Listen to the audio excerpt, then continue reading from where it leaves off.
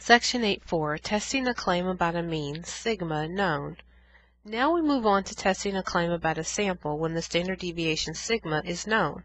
Similar to the confidence interval for the mean when the standard deviation is known, we want to check a few requirements. So one thing we want to check is that the normality requirement has been satisfied. So the population should be normally distributed or sufficiently large, large meaning larger than 30. If the sample happens to be small, so less than or equal to 30, we can say the normality requirement has been met if the data is approximately normal. So that means we're looking for that bell-shaped curve. We also want to take a look at the sample size. Using the central limit theorem, the normal distribution is used as the distribution of the sample means. If the original population is not normal, so maybe if it's skewed or uniform, then we use the condition that n is greater than 30 for justifying the use of the normal distribution. So we want to make sure those things are in place. Once we have that verified, now we have to use our specific test statistic for this situation. So when we're testing a population for the mean, so previously we did the proportion, but now we're looking at the mean, and we know the standard deviation of the population, this is our test statistic. So z equals x bar, that's going to come from the sample, minus mu sub x bar, that's the mean of the samples coming from the population, and over sigma divided by the square root of n. So since we know all the steps to hypothesis testing, the only specific part we needed is this test statistic. Let's just go ahead and jump in here. Example 1. The Wall Street Journal reported that the average assembly time mu for the Ford Taurus is 38 hours. A modification to the assembly procedure has been made with the hopes that it will reduce the average time to assemble a car. Experience with this new method indicates that sigma equals 1.2 hours, so the standard deviation. A random sample of 47 new Ford Taurus cars off the assembly line show the average assembly time of the new method to be 37.5 hours. Does this indicate that the average assembly time has been reduced? Use alpha equal to 0.01. Well, first remember we have to state our hypothesis. So we have H naught and H sub 1. Sometimes for me, you may or may not find this to be the case, it's easier for me to state the null hypothesis and then go back, or easier for me to state the alternative rather, and then go back and state the null. It depends on just kind of how your brain thinks. But I'm looking at this. This is a really important word here, reduce. We want the time to be smaller than or less than 38. So that's what I'm trying to prove, that the mean time is less than 38. So then that helps me to set up the null pretty easy because I know it has to be opposite. So it has to be greater than or equal to 38. Now that we have the hypothesis in place, we need to decide what type of test we're doing. Remember, the type of test always depends on the alternative hypothesis. And since we're interested in mu being less than 38, this will be a left-tailed test. And by the way, we're going to do this one by the traditional method. That means we need our critical value. We'll do the next example using the p-value method, just so you have an example of each one. Okay, so left-tailed test, traditional method, that means I need a critical value next. And we were told that alpha equals 0.01. So visually what this means on our curve is we're down here in the left tail, since we're a left tail test, and I know that this area is 0.01. What I don't know is what is the z-score that makes that happen. So what I do is I go to my normal table and I look among the values until I can get to 0.01 or something very, very close to it. And let's see here. Looks like right here is our best bet, between 0.0102 and 0.0099. Now, although it's a very, very small amount, 0.0099 is a bit closer than 0.0102. So I'm going to go with 2.33 as my z-score. And sometimes some tables will put those commonly used values. It's not on this particular table, but they'll put them at the bottom of your chart so you don't have to keep looking.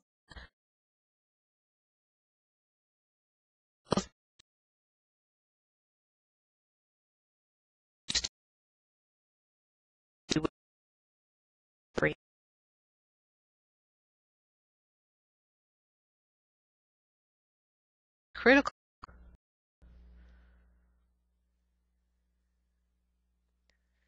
is negative, since I'm on the left, negative 2.33. So that means this number here is negative 2.33.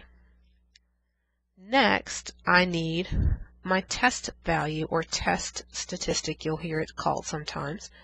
And this is where we're going to use the formula from up above. So that's x bar minus mu sub x, or just mu, sometimes you'll see it written that way, sigma over the square root of n. Now x bar, remember, comes from the sample.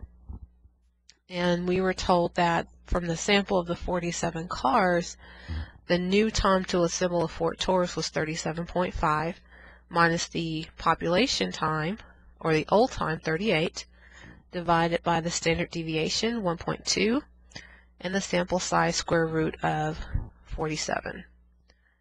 So we put all of that into our calculator, and I come up with negative 2.856. Now, it's not a bad idea to pause the video at this point and make sure you are getting that value in your calculator.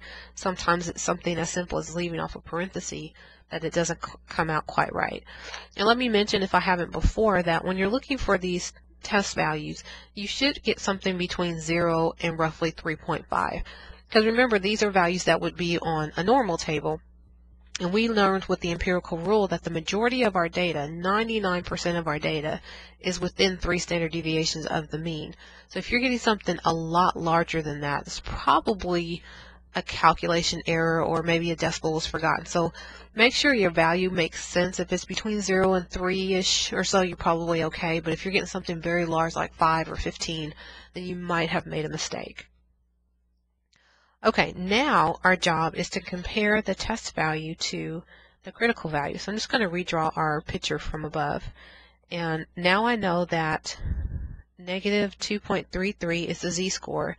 That gives me an area of 0.01 in the tail. So what I need to figure out is, where does negative 2.856 fall? Well, that falls right there.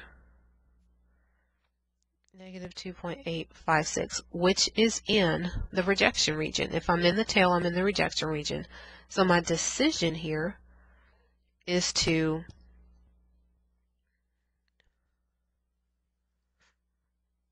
reject H0. Well, what does that mean in the context of the problem? Now, you probably won't have this so much on your homework in ALEKS, the way it's asked. I think it just asks you a yes or no question.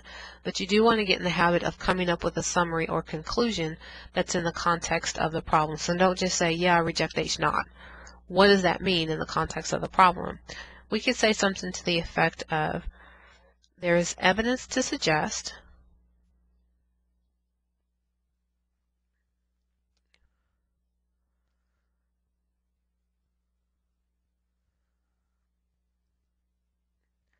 that the average assembly time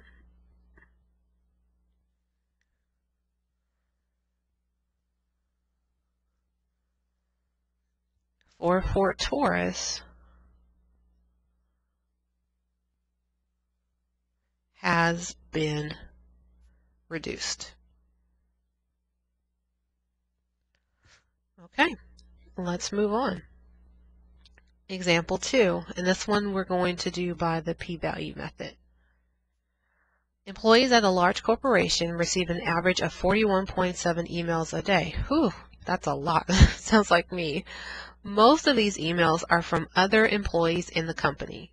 Employees feel the large number of emails make them distracted and unable to concentrate on their tasks. In an effort to reduce distraction caused by such interruptions, one company established a priority list all employees were to use before sending an email. 1 month after the new system was used, a random sample of 45 employees showed they received an average of 36.2 emails per day. The computer server showed that sigma equals 18.5. Has the new system had any effect? Use 5% level of significant to test. Okay, again, we start off with our null and alternative hypothesis. And again, we have this word here that helps us out with knowing which way to go, reduce.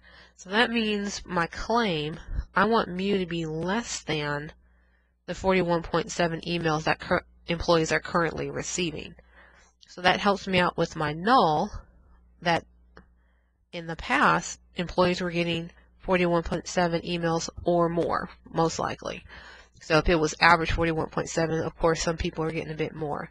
So that sets up my null and alternative hypothesis. Remember, the equality goes with the null. Next, we need our test value. Notice with the p-value method, we don't need our critical value. So our test value here, remember we're using our formula, x bar minus mu over sigma divided by the square root of n. Well, x bar from the 45 employees that were sampled, which is certainly large enough to qualify for normality, is 36.2 minus 41.7, what they were receiving before. Standard deviation as told by the server of the computer, 18.5, and the square root of 45. Putting that all in my calculator. Make sure you use parentheses upstairs to capture the numerator. I get negative 1.99. Okay, so let's take a look at a picture. What does that look like? Well, and we forgot to mention, if we go back to our alternative hypothesis, I forgot to distinguish here that we are indeed finding another left tail test, since we want to reduce and we want to be less than 41.7. So here my negative 1.99 makes sense. It's in the left tail. So this is kind of the opposite of what we did in the traditional method. This time I know the z-score. What I'm trying to find out is what the area is. And it's not exactly the same method or exactly the opposite of the critical value method. Here, remember, the p-value represents the probability of having a value as extreme as the value we're testing. So this area is not necessarily going to be equal to what we would get using alpha. And the difference, whether it's bigger or smaller, is how we make our decision. But my job at this point, I know that the z-score is negative 1.99. I need to go look up what's the area in the tail if I have negative 1.99 down there. So I go to my standard normal table. We can erase these and get those out of the way. So let's go down to negative 1.9, and I have to go all the way over to 99. And that's that value there, 0.0233. So the area, 0.0233, and I need to compare that to the alpha that we were told to test at. Pretty much the way it goes, if alpha, or actually let me say it this way, if the p-value is less than alpha, reject H0. And if the p-value is greater than alpha, fail to reject.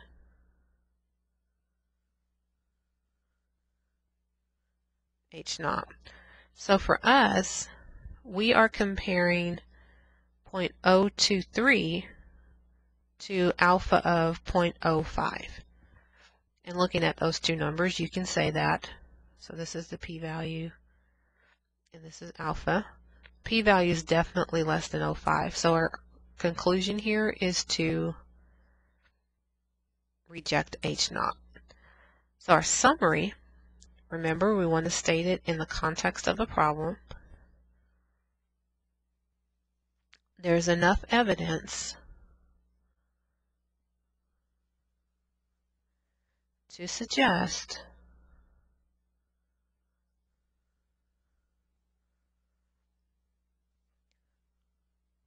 that the number of emails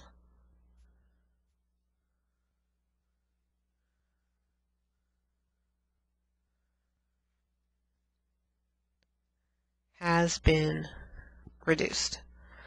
Even if we did this one with the traditional method, finding the critical value first and comparing the test value to it, we would have come to the same conclusion. We would have rejected H0 and come up with the same summary. So just pay attention. Sometimes you're asked for the critical value and everything that goes along with it, and other times you're asked for the p-value. So you want to feel comfortable doing either method.